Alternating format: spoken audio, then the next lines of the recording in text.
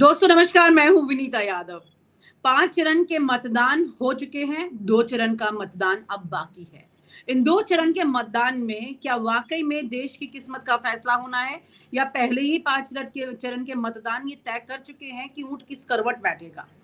क्योंकि आखिरी ये 2 चरण कई राज्यों की पूरी कमान संभाले हुए है। यहाँ पर उत्तर प्रदेश जो कि लगातार पहले चरण से जिनका मतदान चल रहा है, उसमें भी बहुत अहम सीटें हैं जो कि आखिरी चरण में दिखाई देने वाली हैं। बनारस की सीट है, इसके अलावा कई ऐसी सीटें हैं जो कि ये बताएंगे कि किस नेता में कितना दम है। बीजेपी के लिए यहाँ पर आखिरी दिनों में कहीं बाजी ना पलट जाए या फिर आखिरी ये 2 चरण के मतदान में विपक्ष जो है वो बाजी अगर मारने के लिए कहीं पर भी कोई गुंजाइश देख रहा है तो क्या कितना पॉसिबल होगा उनके लिए, इसका पूरा आंकलन समझते हैं वाहिद नसीम जी से, मैनेजिंग एडिटर 4 टीवी, क्योंकि उन्हीं से समझते हैं कि किस तरह से कुल मिलाकर ये 2 चरण है आखिरी के। अब ये तय करेंगे फैसला देश के सबसे बड़े लोकतांत्रिक त्योहार का, कौन बनेगा देश का प्रधानमंत्री। ये इन पहले 5 चरण में सब तय हो गया है या आखिरी 2 चरण में और क्लैरिटी होने वाली है या फिर बाजी पलटने वाली है? हाँ जी, जी, बिल्कुल। देखिए ये एक बिल्डअप शुरू हुआ है। पहले चरण में सबसे पहले क्या हुआ विनीता जी, कि हमने देखा, सबसे पहले हमने ये मुद्दा उठाया कि हमें आरएसएस और भारतीय जनता पार्टी के जो या संघ के जो सपोर्टिंग कार्यकर्ता है, वो हमको नज़र नहीं आए ग्राउंड पे। इसका मतलब संघ के और बीजेपी के बीच, पहले मोदी दिन जी से के बीच में पन्ना कुछ ना कुछ प्रमुख तो गायब था। हाँ, पन्ना प्रमुख गायब था। ये एक उस वक़्त चर्चा थी कि 400 आएँगी कि नहीं आएँगी। उसका हम्म अगला चरण सेकंड चरण आता है। चर्चा होती है कि अब जो बीजेपी संघ के जो कार्यकर्ता है, पन्ना प्रमुख हैं या दूसरे कार्यकर्ता है, वो अब आगे सपोर्ट करेंगे कि नहीं करेंगे। केस डाउटफुल हो गया और इससे वोट परसेंट तो भले ही कुछ भी दिखाया जाए, मगर जो ये मान रहे थे, जो स्वीपिंग वोटर्स होता है, जो काफ़ी कुछ छुपा के रखता है, वक़्त पे 2-4% जो है इधर-उधर किधर भी जाता है, उसने स्वीपिंग 50-50 अपना काम शुरू कर दिया, यानी बीजेपी के वोट परसेंट और कम हुए। थर्ड चरण आता है। थर्ड जो फेस आता है, थर्ड फेस में बिल्कुल क्लियर हो चुका है कि मोहन भागवत यानी संघ परिवार और मोदी जी के बीच में खटास तकड़ी है, वो सपोर्ट करने वाले नहीं है। अमित शाह जो है वो खुद कमान संभाल रहे हैं। अब वो प्रशासन उनके कंट्रोल में काम करेगा कि नहीं करेगा, उनकी मानेगा कि नहीं मानेगा, क्योंकि स्टेट में मुख्यमंत्री अलग होते हैं और उनके अपॉइंटेड होते हैं, वो इलेक्शन कमीशन की भी मानेंगे कि नहीं मानेंगे, ये सब देखना होगा। हमने देखा कि प्रशासन ने बहुत बात नहीं मानी, यानी कि अमित शाह की कमांड लेने से इनकार कर दिया। यानी यहाँ पर उन वोटर्स का जो ये समझ रहे हैं कि कैसे भी आएगा तो मोदी ही, उसमें से तीसरे चरण में लोग बाहर निकल कर आए और खुलकर चौथे चरण में जो है जहां उन्हें वोट करना था वोट किया। यानी पहले चरण से बिल्डअप शुरू हुआ, वोट परसेंट जो है वो विपक्ष का बढ़ता गया, बीजेपी का घटता गया। अब जी। 5वें चरण में भी आपने देखा। अब आते हैं हम आखिरी 2 चरणों, जी। आखिरी 2 चरणों को समझने के लिए बहुत स्पष्ट हो चुका है कि मेन स्ट्रीम मीडिया जो कह रहा है, जिसके बारे में राहुल गांधी भी कुछ कहे हैं, तो वो मेन स्ट्रीम मीडिया तो अभी भी 500 पार भी कर सकता है, बल्कि 600 पार, इस कुछ बार सर नेपाल एक बड़ा सवाल ये भी निकल के आ रहा है कि राहुल गांधी और विपक्ष के कुछ नेता, अगर हम बात करें खासतौर से अखिलेश यादव, हाँ, इनकी बॉडी लैंग्वेज ही कुछ बदल गई है। अरविंद केजरीवाल अभी तो खैर चुनाव की तैयारी में वो लगे हुए हैं सब, और काफी विवादों से निकल के आए, जेल से निकल के आए, घर में भी काफी मामला बड़ा हो गया और बहुत सारी चीजें हो गई। इस सब के बावजूद जो अभी सॉर्टेड मोड में दिखाई दे रहे हैं राहुल गांधी और अखिलेश यादव, इनकी बॉडी लैंग्वेज बिल्कुल अलग दिखाई दे रही है और उत्तर प्रदेश में दोनों जब साथ निकले ऐसा लग रहा है जैसे कि उन्होंने मतलब जंग जीत ली है। ये कैसा कॉन्फिडेंस आ सकता है? पहले नहीं मतलब बिल्कुल किस वो तरह से उसके कॉन्फिडेंस आ बिल्कुल सकता मैं क्लियर करना चाहता हूँ। उसके 2 वजह, दोनों तरफ देख रहे हैं। दोनों तरफ समझाने के लिए पहले ये बात समझा देता हूँ, तो फिर तीसरी बात आपको खुद ही समझ में आ जाएगी, उसे भी क्लियर कर देता हूँ। विनीता जी, बड़ा स्पष्ट है कि एक नैरेटिव जो है वो चलाया गया और वो हर चरण में बिल्डअप होता चला गया। आखिरी 2 चरण में आखिरी चोट करने जा रहा है, आखिरी कील ठोकने जा रहा है। कौन है वो जो जो पूरी तरह से कॉन्फिडेंट हो चुका है? वो है जिसने सोशल मीडिया, यूट्यूब चैनल्स और डिजिटल चैनल्स और सीनियर जर्नलिस्ट के जो प्रेडिक्शंस और एनालिसिस सुने हैं और उन पर वो भरोसा करते हैं, उन लोगों के जरिए उनको यकीन हो चला है कि भारतीय जनता पार्टी ये चुनाव जीतने नहीं जा रही है किसी भी तरीके से, और अगर वो जीत सकती है तो वो कुछ ना कुछ गड़बड़ कर सकती है। तो उन्हें बचाने के लिए जरूरी है कि इनके खिलाफ इतना बड़ा वोट प्रतिशत कर दो जिससे उनका एक धार्मिक ग्रंथ, जिसे हम भारत का कानून संविधान कहते हैं, उस संविधान के बहुत से लोग और बहुत सी तबके ऐसे हैं जो संविधान के चक्कर लगा के शादी के फेरे तक लेते हैं। इस देश में इतना बड़ा मजाक जब कानून के साथ होते हुए उन लोगों ने देखा, और वो तादाद 16% है, कम नहीं है। 16%, आप 5 या 6% जो इंक्रीज करके खुश हो सकते हो, तो याद रखिएगा 16.5% लोगों को अपने भविष्य, अपने बच्चों का भविष्य, अपना सब कुछ खतरे में नजर आ रहा है, और वो तुमसे दहशत में डरे हुए तुम्हारे खिलाफ वोट कर रहे हैं। यही तुम्हारे खिलाफ आखिरी कील है, और इस कील के बारे में यकीन हो चुका है किसको?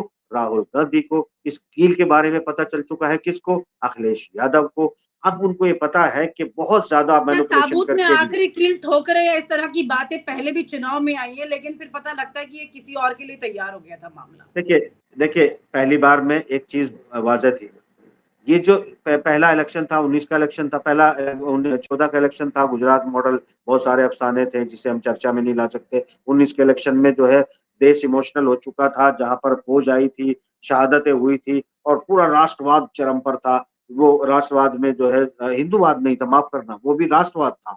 राष्ट्रवाद इतना चरम पे आया जिसमें तड़का जो है हिंदुत्व का लगा, राष्ट्रवाद प्लस तड़का हिंदुत्व का लगा के वो ठीक है सर, डबल हो गया। काट की हांडी बार बार नहीं चढ़ती, ये बातें भी होने के आज बाद कई बार चढ़ गई है।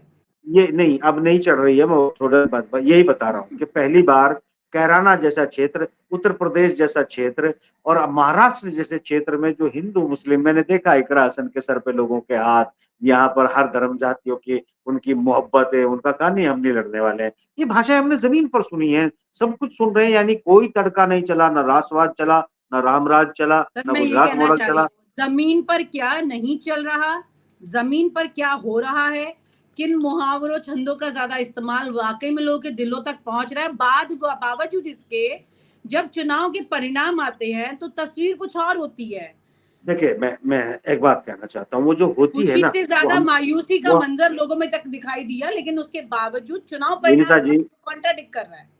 मैं एक बात और आपको बताना चाहता हूँ विनीता जी, बड़ी सीधी बात ये है कि एक मैं बहुत सारी बातें हैं जो खोल नहीं कह सकता, कभी फिर चुनाव के बाद वो एनालिसिस शुरू होंगे, आपके साथ लंबी गुफ्तगू में देश की जनता को हम जरूर समझाने की कोशिश करेंगे कि वो खेल कैसे खेले जाते हैं। तो यहाँ इतना जरूर कहूंगा कि वो परिणाम दे रहे हैं, तो उनमें जो हार जीत का 5,000, 2,000, 7,000 का जो डिफरेंसेस है, उस डिफरेंस के खिलाफ ही ये आखिरी लड़ाई लड़ी जा रही है, जिसकी वजह से हमने पिछले 23 के चुनाव यूपी के भी देखे थे, वहां नतीजे कुछ और आने थे, आए कुछ और थे। ये नतीजे ही रोकने की कोशिश की जा रही है। राहुल गांधी, अखिलेश यादव कॉन्फिडेंट इसलिए हैं क्योंकि वो जानते हैं कि मामला कोर्ट में इतना विवादित हो चुका है कि अगरचे इस तरह का कोई खेल खेला भी गया तो कोर्ट में इतना विवाद होगा और देश में इतना विवाद होगा कि बहुत आसानी से सत्ता हलवा नहीं होगा कि आप उठा के और डीएम डिक्लेयर कर देगा और आप जो है चुनाव जीतकर सत्ता शुरू कर देंगे। ये बात कहीं से आश्वासन भी शायद मिल चुका है, कहीं उनका कॉन्फिडेंस लेवल भी ऊपर है, और 16% के अलावा बाकी सब लोगों ने जरूर जो है अपना अपना मत अधिकार इस्तेमाल किया है, मगर इसमें से आदिवासी और दलित भाई, ये सब लोगों ने जो फैसला किया है कि संविधान है तो हम हैं, उन्होंने जो डेंट डाला है भारतीय जनता पार्टी पे, ये न चुनाव आयुक्त पूरा कर सकता है, न डीएम पूरा कर सकता है, न खुद अमित शाह पूरा कर सकते हैं। मुझे तो ऐसा लग रहा है, मैं इसमें कह रहा हूँ कि जिस दिन वोटिंग खुलना शुरू होगा, लोगों ने शायद सोचा भी नहीं होगा कि भारतीय जनता पार्टी इतने नीचे चली गई जिसपे बिलीव करना मुश्किल हो जाएगा। आप चुनाव जीत की बात कर रहे हैं, मैं चुनाव हार की उस तस्वीर की बात कर रहा हूँ।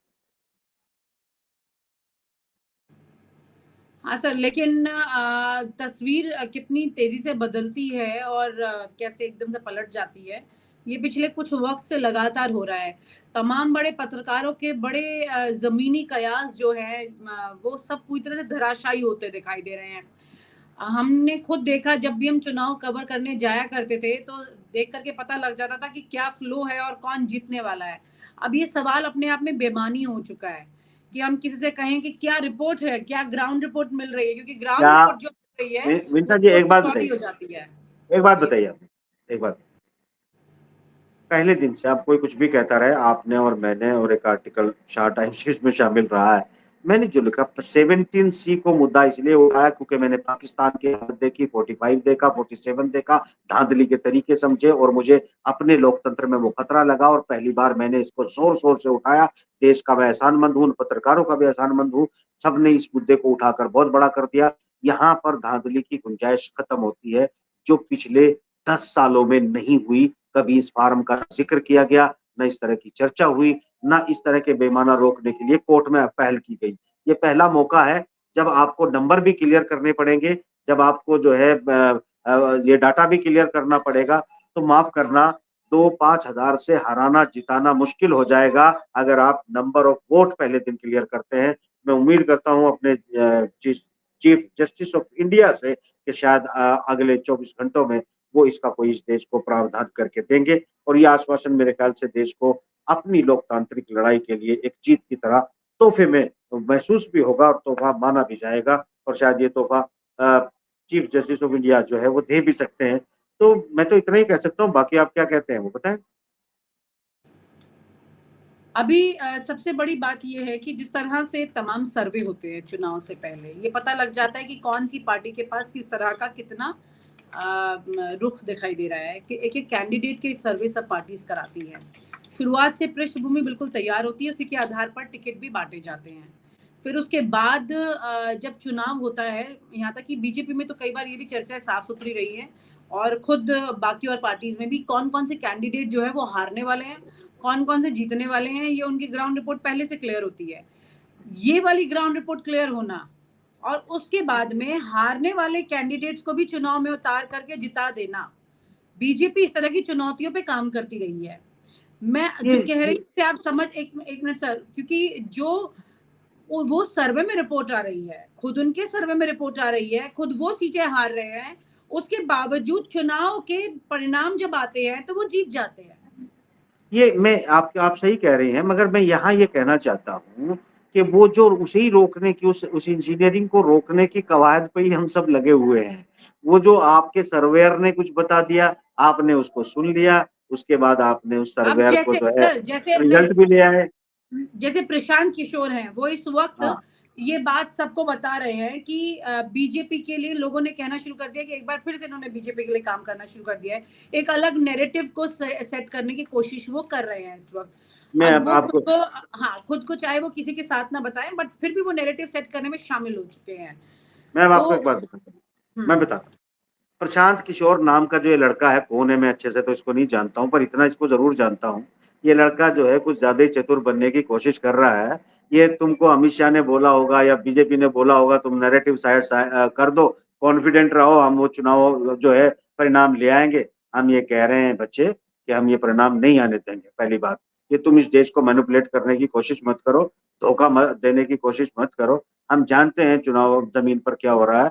रही बात, ये पहले से भी कुछ इसने कोई चमत्कार नहीं किया। मुझे नहीं लगता कि डिजिटल की एबीसीडी भी इस आदमी को आती है। कुछ टैलेंटेड बच्चे इसके साथ थे जो अच्छा काम कर रहे थे, वो अच्छे से इंफॉर्मेशन दे रहे थे।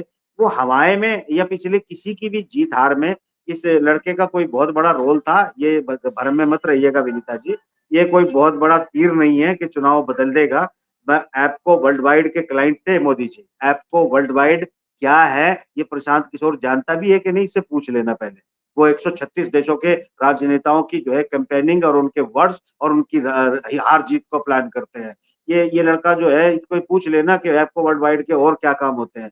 ये कुछ नहीं जानता है, इसके बहकावे में कोई ना आए कि ये कुछ तो धंधा ही नहीं है। मोदी जी का ये कैंपेन सिर्फ वही एक दिख रहे एक थे माउथ शुरुआत पीस से। है, ये टैग यूज किया गया माहौल सर, क्रिएट करने के लिए मोदी जी का और कुछ नहीं। कैंपेन, नरेंद्र मोदी का कैंपेन आपको वर्ल्ड वाइड ही देख रहे थे, वही शुरू से देख रहे थे।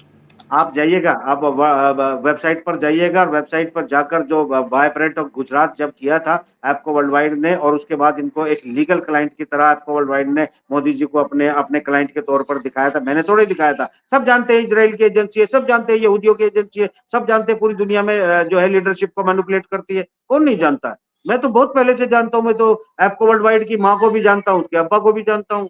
मैं तो बहुत कुछ जानता हूँ ना। मगर इसका ये मतलब नहीं है ना मैं जानता हूं कि मेरे देश की जनता, मेरे देश के जो लोग हैं वो अभी मेंटली उतने प्रेपर नहीं हो पाए हैं कि मैं उन्हें ये बता सकूं कि और क्या गेम होते हैं।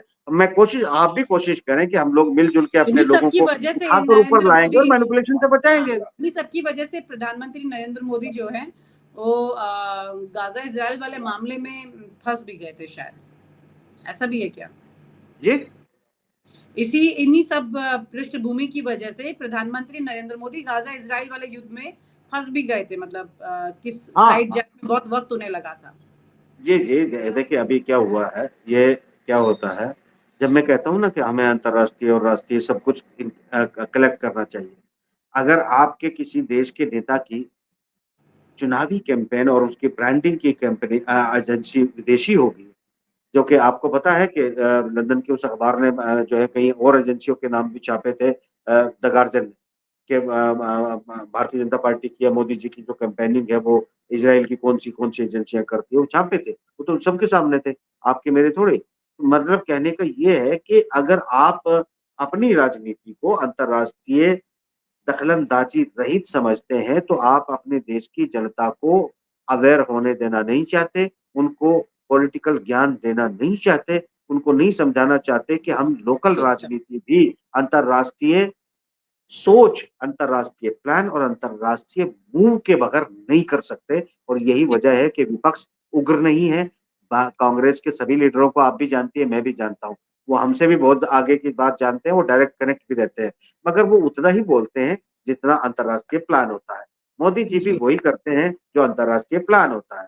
क्योंकि देश को चलाने की ज़िम्मेदारी जिसको दी जाती है, उसके ज़िम्मे अंतर्राष्ट्रीय वो संधियाँ भी आती हैं जो हम या तो पहले कर चुके हैं या हम बाद में करने वाले हैं। इतना जी सर। आसान नहीं होता है कि किसी ने कुछ कह दिया वो हो गया।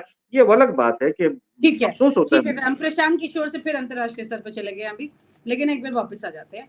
तो बाकी के 2 चरण जो कि बहुत इम्पोर्टेंट है, बाकी जी, के 2 चरण किस तरह से आगे की परिस्थितियों को बदल देंगे, इस पर सवाल है। बहुत-बहुत शुक्रिया सर इस पूरी जानकारी को साझा करने के लिए, क्योंकि ये 2 चरण से पहले अभी बहुत सारे सवाल हैं जो आपके साथ हम चर्चा करेंगे और लोगों ज़रूर। को उसके बारे में इन्फॉर्मेशन मिलेगी। उसके अलावा भी बहुत कुछ ऐसा है जो कि नज़र रखने के लिए है। पार्टी कोई भी हो, बड़ा सवाल यही है कि लोकतंत्र बचे रहना चाहिए, और लोकतंत्र बचाने की बात आज क्यों हो रही है? पहले भी बहुत चुनाव हुए हैं, लेकिन लोकतंत्र बचाने वाली जैसी लाइन पहले कभी नहीं सुनाई थी, लेकिन अब ये सुनाई दे कभी, रही है, हाँ, ये बार-बार पहला सुनाई मौका दे है, रही है। ये पहला जी। मौका है जब हम अब ये तो बात कर रहे संविधान हैं भी कि इसमें लोकतंत्र। शामिल हो गया है। अभी तक लोकतंत्र की बात करते हैं और लोकतंत्र की सबसे बड़ी खूबसूरत चीज़ है संविधान, और जी। संविधान की भी बात अब इस बार हो रही है। राहुल गांधी ने तो संविधान की जो बुक है उसको हाथ में लेकर भी लोगों के सामने जाकर भाषण दे दिया है कि आपको इसे बचाना होगा, इसको ऐसे खत्म कोई नहीं कर सकता, ना हम करने देंगे। ऐसी बातें तक सामने आ रही हैं, तो इसे हल्के में नहीं लेना चाहिए। ये मैसेज कन्वे हो गया है, 16.5% का डायरेक्ट डेंट है। ये 5%, 4% की बढ़ोतरी से कुछ होने वाला नहीं। जी, शुक्रिया sir. Thank you so much. और आप हमसे जुड़े रहने के लिए सब्सक्राइब करें YouTube पर, फॉलो करें ट्विटर पर और लाइक करें Facebook पर। और ज्यादा जानकारी के लिए आपको टाइप करना होगा सिर्फ न्यूज़ नशा।